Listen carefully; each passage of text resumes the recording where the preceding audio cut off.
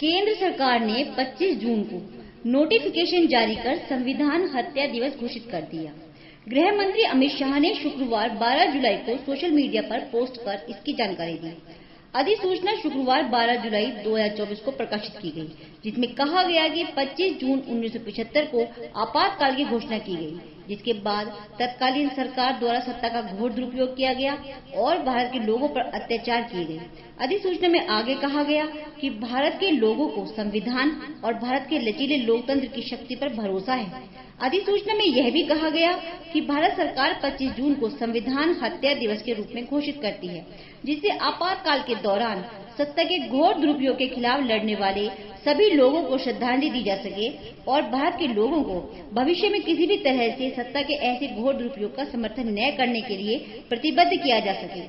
25 जून 1975 को संविधान हत्या दिवस घोषित करने का नोटिफिकेशन जारी होने पर गृह मंत्री अमित शाह जी लिखते हैं कि 25 जून 1975 को तत्कालीन प्रधानमंत्री इंदिरा गांधी ने अपनी तानाशाही मानसिकता को दर्शाते हुए देश में आपातकाल लगाकर भारतीय लोकतंत्र की आत्मा का गला घोट दिया था। लाखों लोगों को अकारण जेल में डाल दिया गया और मीडिया की आवाज को दबा दिया गया। संविधान हत्या दिवस की घोषणा पर अपने उद्गार व्यक्त करते हुए प्रधानमंत्री नरेंद्र मोदी जी कहते हैं कि 25 जून को संविधान हत्या दिवस के रूप में मनाना इस बात की याद दिलाएगा कि उस दिन क्या हुआ था और भारत के संविधान को कैसे कुचला गया था। ये भारत के इतिहास में कांग्रेस द्वारा लाया गया एक काला दौर था। भारत में कानून का शासन है और संविधान यहाँ सर्वोच्च कानून के रूप में प्रतिष्ठित किया गया है। ऐसे में सरकार सर्वोच्च कानून की हत्या का दिवस घोषित कर दे और कानूनविद साथ ही संविधान विशेषज्ञ चुप रह जाएं, ऐसा तो हो ही नहीं सकता। 12 जुलाई 2024 को संविधान हत्या दिवस की अधिसूचना के जारी होते ही अधिसूचना के खिलाफ 13 जुलाई को इलाहाबाद हाई कोर्ट में जनहित याचिका दायर कर दी जाती है। संतोष सिंह दोहरे एडवोकेट झांसी द्वारा ब्रजमोहन सिंह एडवोकेट के माध्यम से जनहित याचिका दायर कर 13 जुलाई को भारत के राजपत्र में प्रकाशित केंद्र सरकार की यह अधिसूचना रद्द करने की मांग की गई, जिसमें 25 जून को जिस दिन 1975 में देश में आपातकाल लगाया गया था, संविधान हत्या दिवस घोषित किया गया।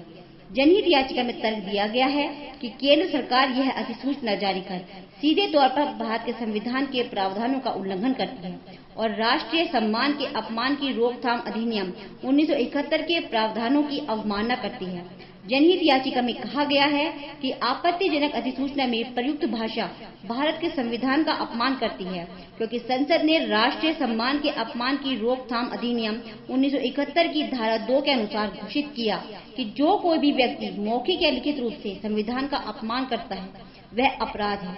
भारतीय संविधान राष्ट्रीय सम्मान अपमान निवारण अधिनियम 1971 के अनुसार हमारा राष्ट्रीय सम्मान है और इसलिए संविधान शब्द का प्रयोग हत्या के साथ करना प्रतिवादियों द्वारा भारत के संविधान का अपमान है।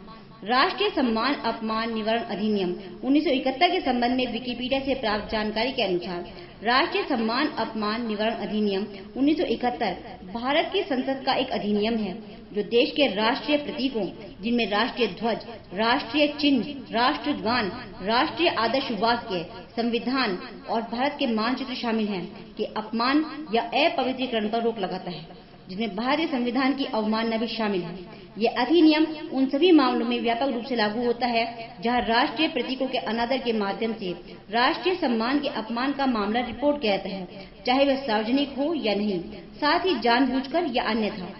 जो कोई किसी सार्वजनिक स्थान पर या सार्वजनिक दृश्य में किसी अन्य स्थान पर भारतीय राष्ट्रीय ध्वज या भारतीय संविधान या उसके किसी भाग को जलाएगा, विकृत करेगा, विरूपित करेगा, अपवित्र करेगा, विकृत करेगा, नष्ट करेगा, कुचलेगा या अन्यथा अनादर प्रदर्शित करेगा या अवमानना करेगा, चाहे मौखिक या लिखित शब्दों द्वारा या कृत्यों द्वारा, उसे 3 वर्ष तक के कारावास या जुर्माने या दोनों से दंडित किया जाएगा। इसके साथ ही जनहित याचिका में गृह मंत्रालय के संयुक्त सचिव जी पार्थसारथी द्वारा विवादित अधिसूचना जारी करने के तर्क पर भी सवाल उठाया गया।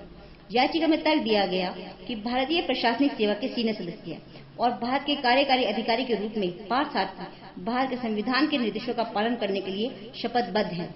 उन्होंने अपने राजनीतिक वरिष्ठों को खुश करने और भारत संघ के राजनीतिक नेतृत्व के साथ पक्षपात करके प्रशासन में अपना महत्वपूर्ण स्थान सुरक्षित करने के लिए अधिसूचना जारी की। जनहित याचिका में अंत में तर्क दिया गया कि प्रतिवादी की सभी कार्यकारी कार्रवाइयां भारत के राष्ट्रपति के नाम पर व्यक्त की जानी चाहिए, जैसे कि भारतीय संविधान के अनुच्छेद 77 में अनिवार्य है। हालांकि विवादित अधिसूचना अनुच्छेद 77 और उसके तहत बनाए गए नियमों का अनुपालन नहीं करती है। इसलिए जनहित याचिका में तर्क दिया गया कि विवादित अधिसूचना भारतीय संविधान के अनुच्छेद 77 का उल्लंघन करती है। भारतीय संविधान का अनुच्छेद 77 कहता है कि भारत सरकार की समस्त कार्यपालिका कार्रवाई राष्ट्रपति के नाम से की हुई कही जाएगी। राष्ट्रपति के नाम से किए गए और निष्पादित आदेशों और अन्य लिखितों को ऐसी रीति से अधिप्रमाणित किया जाएगा जो राष्ट्रपति द्वारा बनाए जाने वाले नियमों में विनिर्दिष्ट की जाएगी। और इस प्रकार अधिप्रमाणित आदेश या लिखित की विधि मान्यता इस आधार पर प्रश्नगत नहीं की जाएगी कि वह राष्ट्रपति द्वारा किया गया या निष्पादित आदेश या लिखित नहीं है। राष्ट्रपति भारत सरकार का कार्य अधिक सुविधापूर्वक किए जाने के लिए और मंत्रियों में उक्त कार्य के आवंटन के लिए नियम बनाएगा।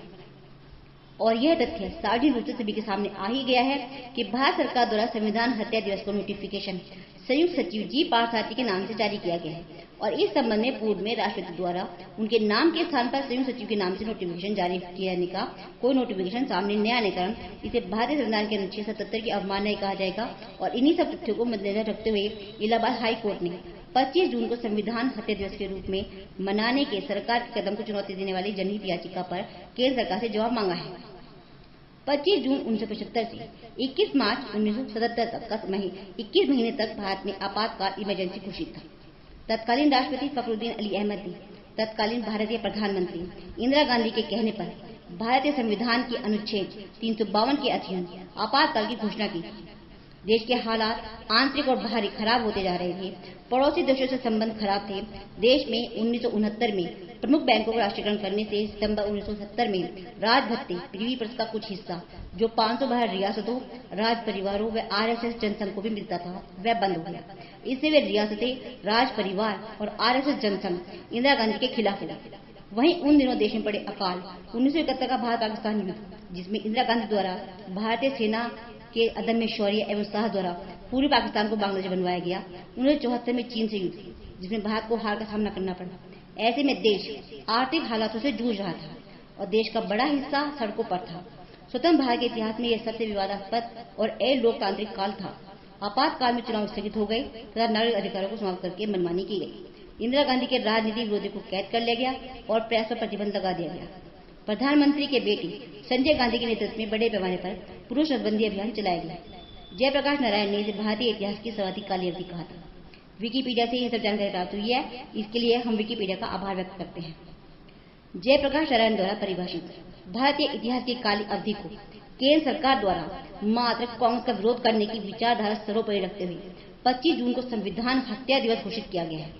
आज जनहित याचिका के माध्यम से भारतीय जनता पार्टी की कांग्रेस विरोधी विचारधारा की निकृष्टतम छवि इलाहाबाद हाईकोर्ट के समक्ष विचाराधीन है। किंतु क्या जनता की अदालत इस तथ्य से अनजान कही जाएगी कि हत्या के बाद किसी व्यक्ति या वस्तु का कोई अस्तित्व होता है? यदि 12 जुलाई 2024 की केंद्र सरकार की अधिसूचना द्वारा यह मान भी लिया जाए कि 25 जून 1975 को संविधान हत्या हो गई थी, तो क्या 26 जून 1975 से लेकर 12 जुलाई 2024 तक देश बिना किसी संविधान के चल रहा था? हत्या शब्द का प्रयोग क्या भारतीय संविधान की अवमानना नहीं कहा जाएगा? और वह भी तब जब भारतीय संविधान देश का सर्वोच्च कानून हो। क्या भारतीय संविधान इतना कमजोर है कि वह एक राजनीतिक दल को अपनी हत्या तक करने का अधिकार दे देगा? और अगर वास्तव में ऐसा है तो हत्या होने पर कोई न कोई वैकल्पिक व्यवस्था भी हो तो ऐसी विषम परिस्थिति में की गई हो। आज सबसे ज्यादा विचारणीय प्रश्न यही हो गया है कि जिस देश के सर्वोच्च कानून भारतीय संविधान की कांग्रेस पार्टी द्वारा 1975 में हत्या कर दी गई, वह देश लगभग 50 वर्षों से किस आधार पर चल रहा है? और उसके साथ ही यह प्रश्न भी विचार का विषय है कि पिछले 10 वर्षों में उसी संविधान विहीन देश की सत्ता संभाले एनडीए को तभी 25 जून 1975 को संविधान की हत्या क्यों याद आती है, जब विपक्षी इंडिया गठबंधन द्वारा सदन में शपथ ग्रहण करते समय जय संविधान के नारे लगाए जाते हैं।